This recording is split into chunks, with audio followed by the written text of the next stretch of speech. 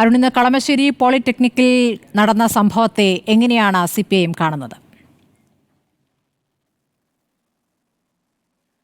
ക്യാമ്പസുകളിൽ ഇത്തരത്തിൽ മയക്കുമരുന്ന് കയ്യോടെ പിടികൂടുന്ന സാഹചര്യം നിർഭാഗ്യവശാൽ ഏറ്റവും നിർഭാഗ്യകരവും അതുപോലെ തന്നെ ഒരു തരത്തിലും അനുവദിക്കാൻ കഴിയുന്നതുമല്ല. കാരണം ക്യാമ്പസുകളിൽ ഏറ്റവും ആശയപരമായിട്ടുള്ള സംവാദങ്ങളാണ് ഉണ്ടാകേണ്ടത്. ഏറ്റവും ആരോഗ്യകരമായിട്ടുള്ള ഇടപെടലുകളാണ് ക്യാമ്പസിൽ നിന്ന് എല്ലാവരും പ്രതീക്ഷിക്കുന്നത്. അത്തരത്തിലുള്ള ക്യാമ്പസുകളിൽ ഏറ്റവും സംവാദാത്മകമായിട്ട് മാറേണ്ട ക്യാമ്പസുകളിൽ പ്രത്യേകിച്ച് ഹോസ്റ്റലുകളിൽ നിന്ന് മയക്കുമരുന്ന് ലഭിക്കുന്ന തരത്തിലേക്ക്, അത് റെയ്ഡിലൂടെ പിടിക്കുന്ന തരത്തിലേക്കുള്ള സാഹചര്യം ഏറ്റവും നിർഭാഗ്യകരമാണ്. ശക്തമായിട്ടുള്ള നടപടി ഒരു തരത്തിലുള്ള പരിഗണനയും നോക്കാതെ എക്സൈസും പോലീസും സ്വീകരിക്കേണ്ട ഒരു സാഹചര്യം തന്നെയാണ് ഇപ്പോൾ ഉള്ളത്. പോലീസ് അത്തരത്തിൽ തന്നെ നടപടി സ്വീകരിച്ചുകൊണ്ട് മുന്നോട്ട് പോകുന്നു എന്നതാണ് മനസ്സിലാകുന്നത്.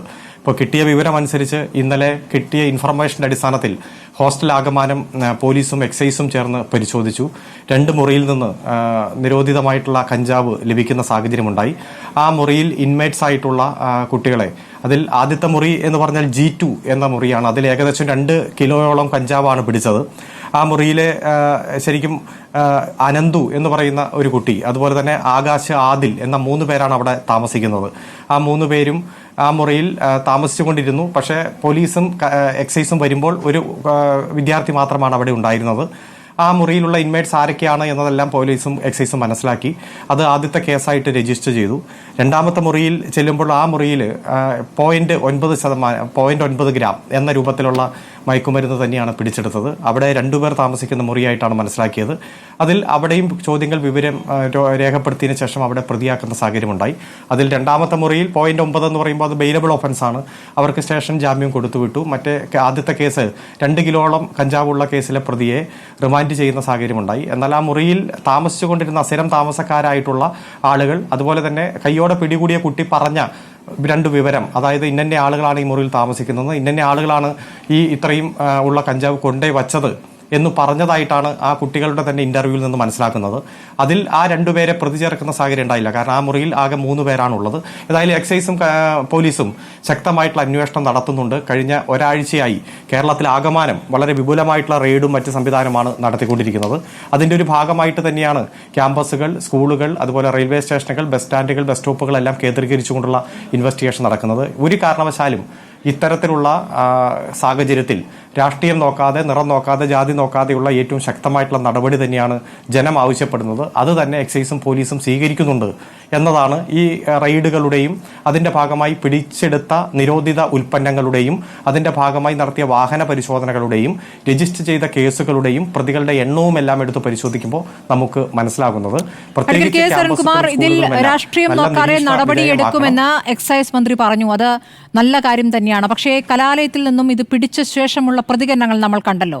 അത് SFIയിലെ അവിടുത്തെ സംഘടനാ നേതാവ് തന്നെ അതിൽ പിടിയിലായിട്ടുണ്ട്. അപ്പോൾ അയാൾ നിരപരാധിയാണെന്ന് അവിടുത്തെ SFI നേതൃത്വം പറയുന്നു. അതിനുശേഷം ഈ SFIയുടെ ഏരിയ കമ്മിറ്റിയും അതിനെ പിന്തുണയ്ക്കുന്നു. ഇതാണ് നമ്മൾ അവിടെ കണ്ടത്. KSUക്കാരാണ് അതിന് പിന്നിൽ, KSUക്കാർ കൊണ്ടുവച്ചതാണെന്ന് പറയുന്നു. എങ്ങനെ വന്നാലും ഈ നേരത്തെ ഇല്ലാത്ത രീതിയിൽ വിദ്യാർത്ഥി സംഘടനാ നേതാക്കൾ തന്നെ ഇതിൽ പങ്കാളികളാകുന്നു എന്നത് അതിൻ്റെ ഗൗരവം എത്രത്തോളം കൂട്ടുന്നു എന്നാണ് അരുൺ മനസ്സിലാക്കുന്നത്. ഇന്നിപ്പോൾ എക്സൈസ് മന്ത്രി പറഞ്ഞത് മുഖം നോക്കാതെയുള്ള നടപടി എന്നാണ്. അത് അംഗീകരിച്ചുകൊണ്ടാകണം SFIയുടെ സംസ്ഥാന നേതൃത്വവും ഈ കാര്യത്തിൽ ഒരു ജാഗ്രത കുറവ് എന്ന പ്രതികരണത്തിലേക്ക് വരുന്നു. ഇത് ഹോസ്റ്റൽ മുറിയാണ്. ഹോസ്റ്റൽ മുറിയിൽ വെച്ച് ഉപയോഗിക്കുന്നു എന്നുള്ളതല്ല, കിലോ കണക്കിന് കഞ്ചാവ് അവിടെ കൊണ്ടുവച്ച് വിൽപ്പന നടത്തുകയാണ്. അതായത് സംഘടനാ ഭാരവാഹികൾ വിൽപ്പന നടത്തുന്നു. അതിനുള്ള ത്രാസ്, അളന്ന് മുറിച്ചു കൊടുക്കാനുള്ള ത്രാസ് അടക്കം അവിടെ ഉണ്ടായിരുന്നു എന്നാണ് ഇപ്പോൾ പോലീസ് പറയുന്നത്. അപ്പോൾ ഇതിന്റെ ഗൗരവം എത്രത്തോളം ഉൾക്കൊള്ളുന്നു അരുൺകുമാർ?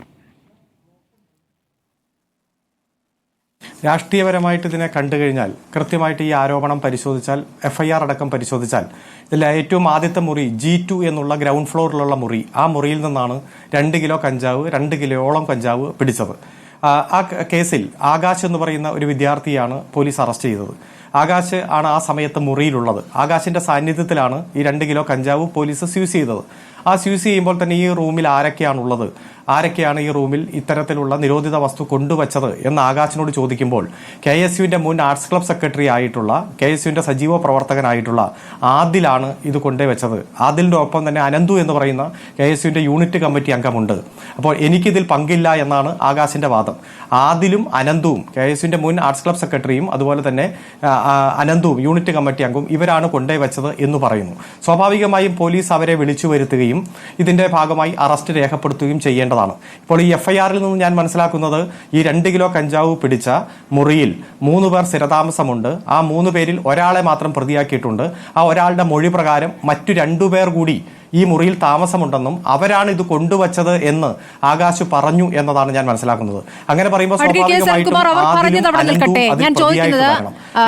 നിങ്ങളുടെ പ്രസ്ഥാനത്തിന്റെ ഒരു മനസ്സിലാക്കൽ ഉണ്ടാകുമല്ലോ. ഇതിൽ SFI പ്രവർത്തകരാണോ KSU പ്രവർത്തകരാണോ എന്ന തർക്കത്തിനപ്പുറം ഈ വിദ്യാർത്ഥി സംഘടനാ ഭാരവാഹികൾ തന്നെ ഇതിന്റെ വിൽപ്പനയിലേക്ക് അടക്കം കടക്കുന്നു. ഇതിപ്പോൾ പോലീസ് പെട്ടെന്ന് ഒരു വിവരം കിട്ടിയതിന്റെ അടിസ്ഥാനത്തിൽ നടത്തിയ റെയ്ഡല്ല, 1 മാസം നിരീക്ഷിച്ച ശേഷം നടത്തിയ റെയ്ഡെന്നാണ് മനസ്സിലാക്കാനാകുന്നത്.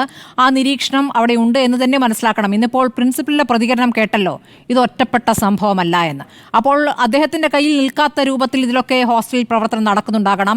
പുറത്തുനിന്ന് ആളുകൾ വരാറുണ്ടെന്ന് പറയുന്നു. അപ്പോൾ ഒരു തുറന്ന സംവിധാനമാണ്, ആർക്കും വന്നും പോയും ഉപയോഗിച്ചും വാങ്ങിയും ഒക്കെ നിൽക്കാവുന്ന ഒരു രീതിയിലേക്ക് ആ ഹോസ്റ്റൽ മാറിയിട്ടുണ്ട് എന്ന് വേണം മനസ്സിലാക്കാൻ.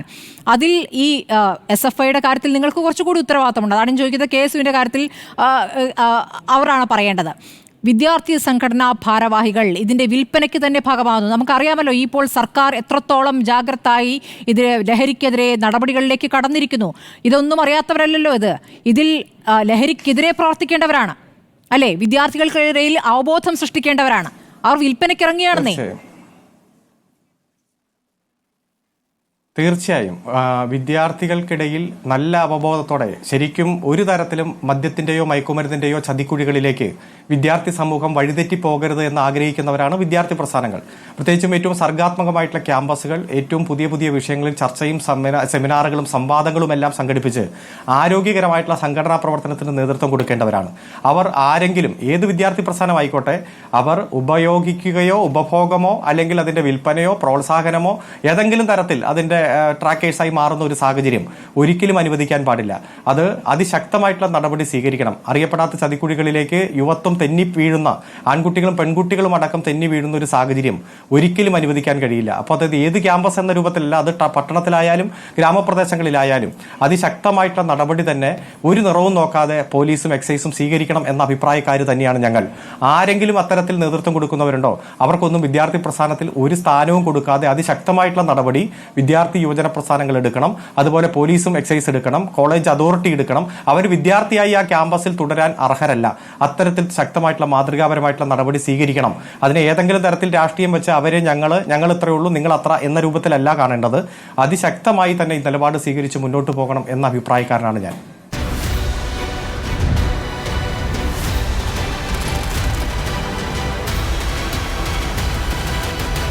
ഡിബേറ്റ് വിത്ത് സ്മൃതി പരുത്തിക്കാട്.